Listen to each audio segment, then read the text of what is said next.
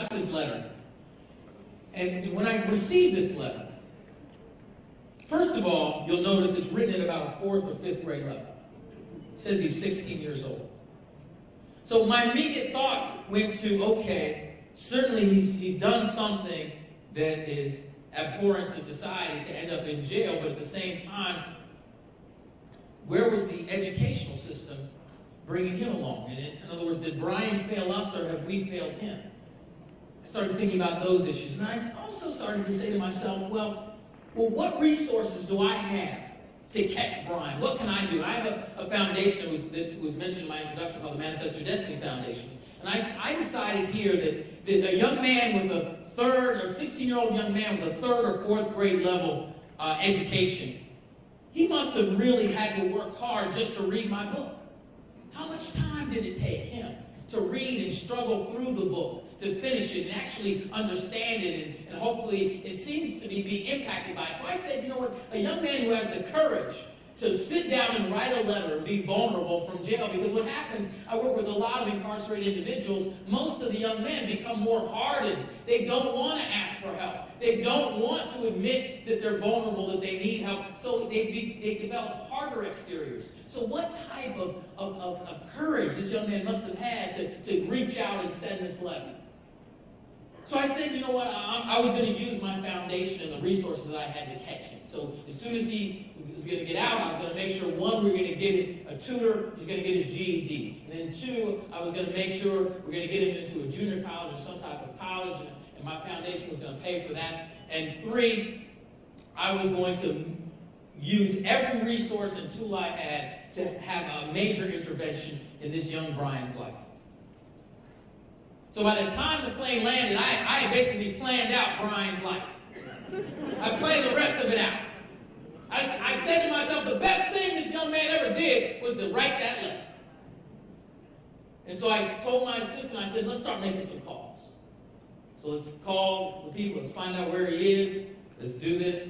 Turns out he's in Louisiana. Tracked him down, figured out where he was. I called, ended up on the phone, it was a long route, but ended up on the phone ultimately with a warden. And told him exactly what I just told you, that I was going to have a major intervention in this young man's life.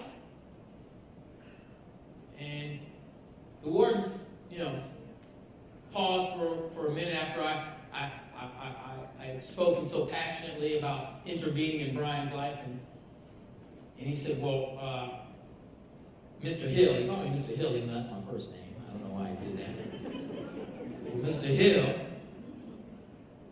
you seem like you're a very well-intentioned young man. I said, well, absolutely. He said, well, I hate to break it to you, but in this case, you're not going to be able to do too much.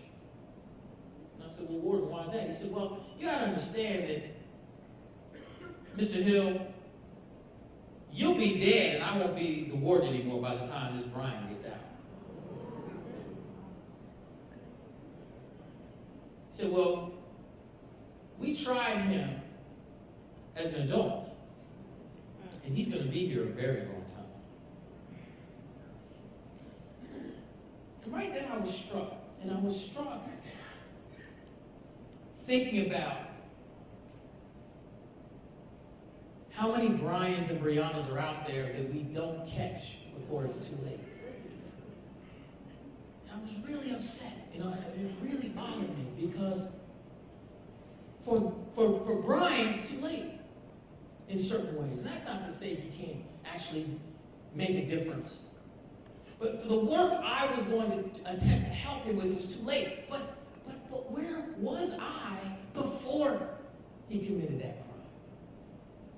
Where was I for the Briannas out there before they end up in that situation, before it's too late? I guarantee you, as I learned more about this young man, it wasn't just this one incident that just came out of nowhere. It was a path or a sign. And so it's not so difficult to identify individuals, and specifically our young people, that are headed down a path that's destructive.